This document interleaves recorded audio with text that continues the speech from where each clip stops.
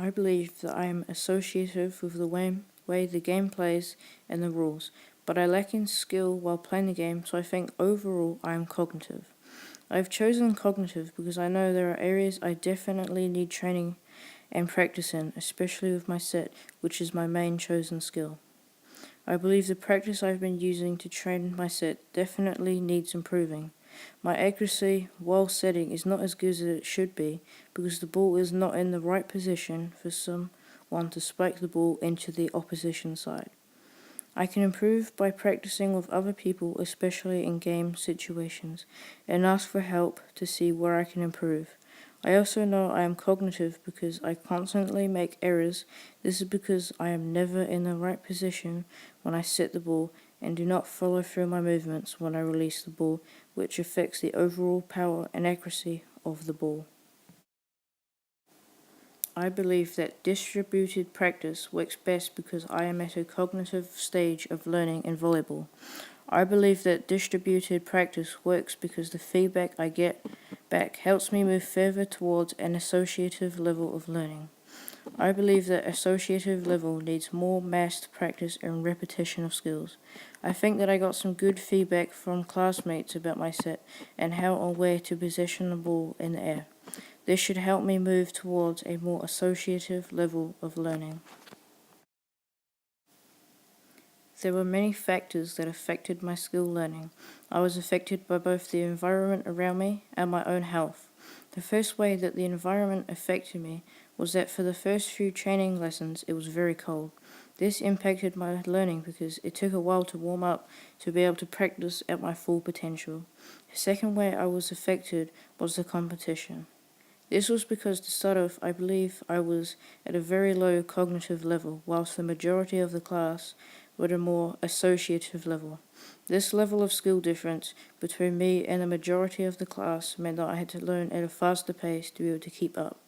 Although this affected me in a bad way, there were also positive sides, because I was able to learn and copy the skills from other people around me and ask for help when needed.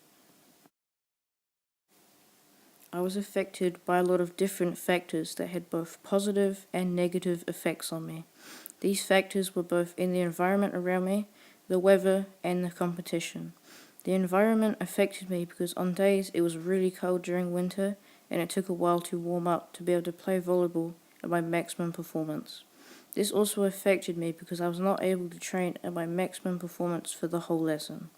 The competition had a huge effect on me because at the start of the unit I was at a low cognitive level, but towards the end of the unit, after constantly asking for help to see where I can improve and copying the skills of other people in the class, I think I have moved to an associative level. Overall, by the end of the unit, I believe that my volleyball performance has increased drastically. At the start, I barely knew how to hit the ball, let alone set the ball.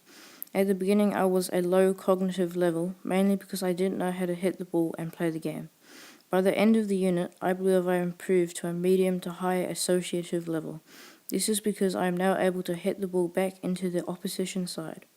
I am able to understand how the game is played and where to position myself on the court. The knowledge I got from the teacher has helped me improve my skills, especially setting the ball. To be able to get an associative level in volleyball, I had to train hard each lesson and learn off other people who are at a high level in volleyball.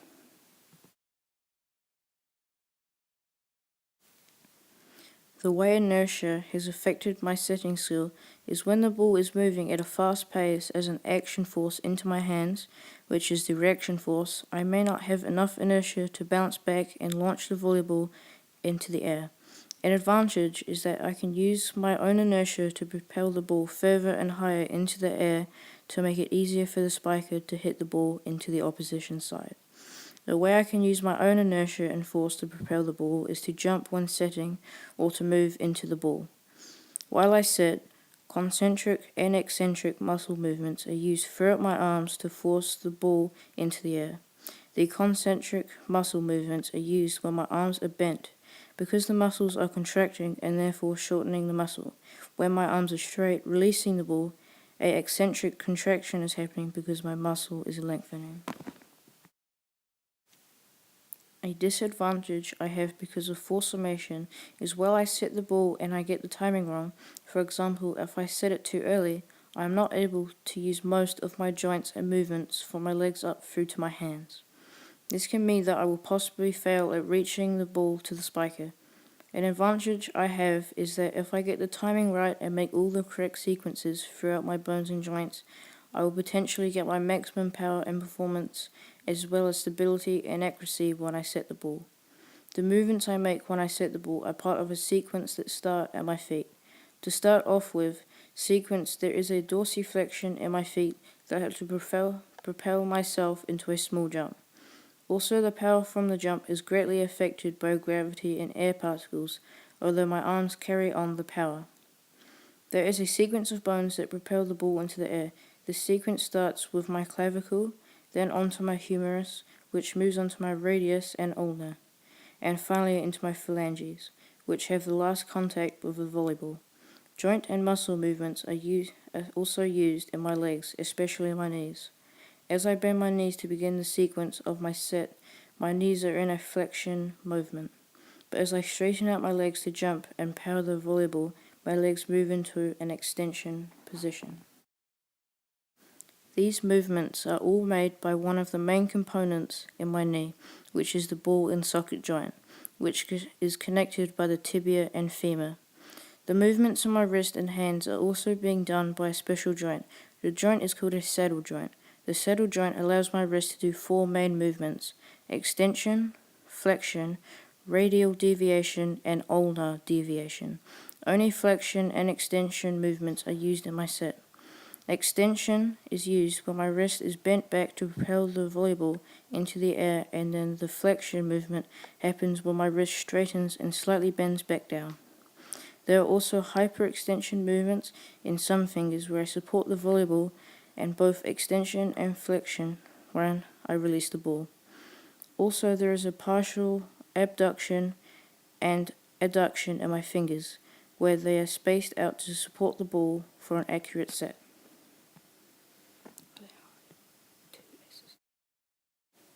When I set the ball, the accuracy and prediction of the ball really depends on the height of release, speed of release, and angle of release.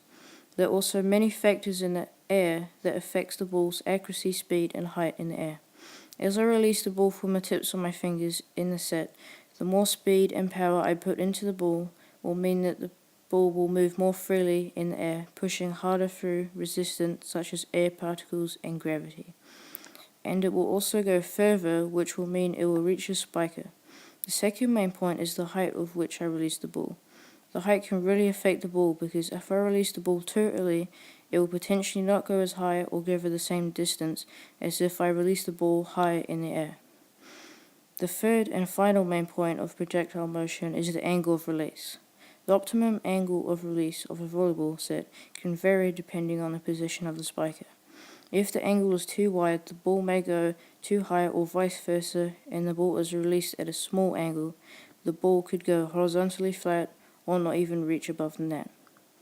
Gravity has also affected the ball in the air.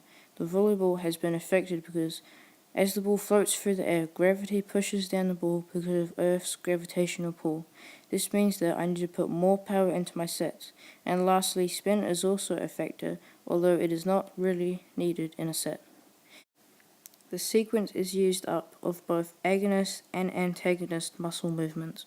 When I set the ball and bend my arms, my triceps are relaxed and therefore are the antagonist muscle, whilst my bicep is the agonist muscle as it is contracted. When I straighten my arms to release the ball from my phalanges, my tricep then becomes the antagonist because it is contracted, and my bicep becomes the antagonist because it is relaxed. Here is a sequence of the bones and muscles used in a set. In this pre-test screenshot, you can see my angle of release, height of release, and my base of stability at the start of the unit.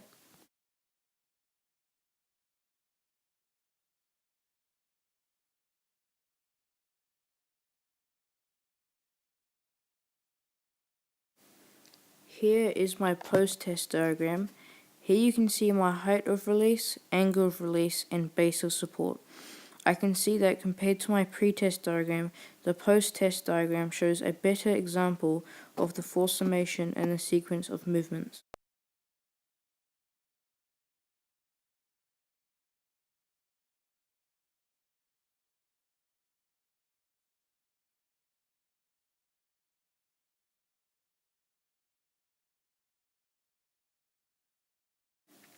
Overall, by the end of the unit, the work I did in class on the biomechanics of different skills, I believe that this was the main step that helped me overcome the cognitive level of learning and helped me become a medium to high associative level in volleyball.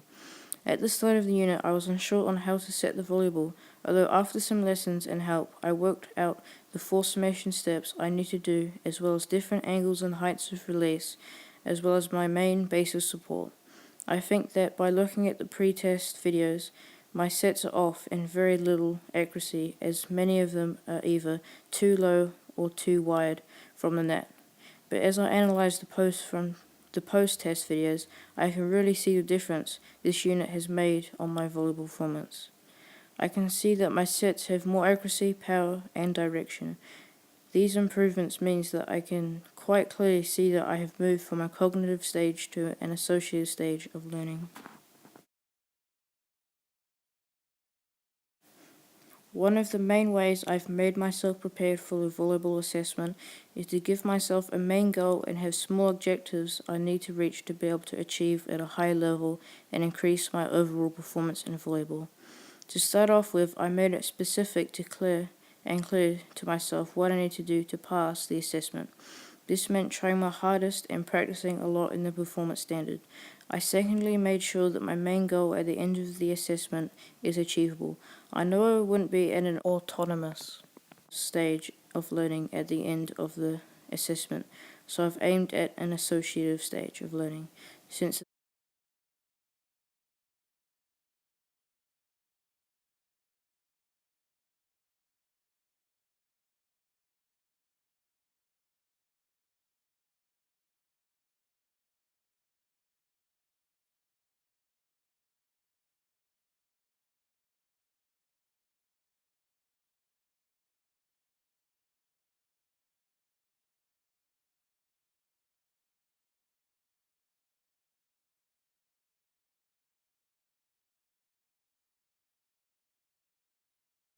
the final psychology skill I have used is concentration. In order to reach my peak performance while playing volleyball, I need to have full concentration so that I am able to play at my maximum performance. An example of when I could not concentrate was one of the earlier volleyball days when it was very cold. I was too bothered being worried about the cold and not my actual performance while playing. In order to keep myself more concentrated in the future, I need to almost fully shut down all my senses outside of the volleyball court. I do this by focusing continuously on the volleyball and following its movements around the court. Overall, at the end of the unit, I have improved my psychology I use so that I am more relaxed when playing volleyball to increase my performance to its maximum peak.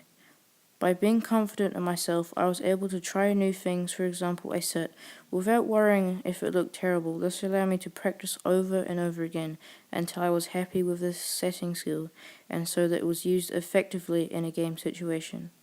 My second psychology skill is concentration. From the start of the unit, it was hard to concentrate because of all the distractions in the environment around me. I managed to eventually almost block out all the distractions by the end of the unit so that I can focus and perform the best I can possibly do in volleyball. My third and final psychology skill is goal setting.